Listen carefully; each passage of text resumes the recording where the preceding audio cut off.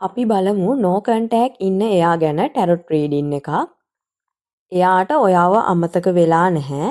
එයාගේ හිතට තවමත් ඔයා ගැන හැඟීම් තියෙනවා. ඔයාව මතක් වෙනවා. කාලයක් ගියත් කනෙක්ෂන් එක සම්පූර්ණයෙන්ම නතර වෙලා නැහැ. කතා නොකරන්නේ ආදරේ නැති නිසා නෙමෙයි. මම මුලින්ම කතා කරන්න ඕනිද කියලා එයා හිතින් හිතනවා. ඇතුළතින් ආදරේ තියෙනවා.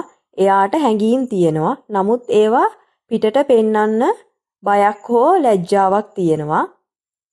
ඔයාට මැසේජ් එකක් දානවද නැද්ද කියලා හිත ඇතුලේ ෆයිට් වෙනවා. ඔයාගේ නිශ්ශබ්දතාවයත් මේට බලපානවා.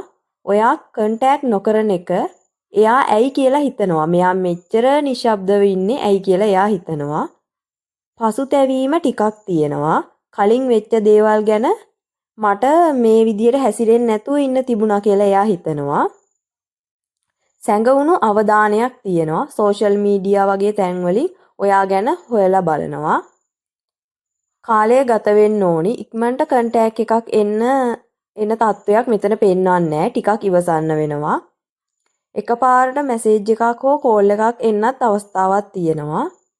මේ සම්බන්ධය තවම ඉවර වෙලා නැහැ. නමුත් එකතු වීම ප්‍රමාද වෙන ලකුණු තියෙනවා. මම හිතනවා මේ රීඩින් එක ඔයාලට රෙසිනේට් වෙන්නේ නැති කියලා. channel එක subscribe කරන්න, like කරන්න, comment කරන්න. ඔයාට සුබ දවසක් වේවා.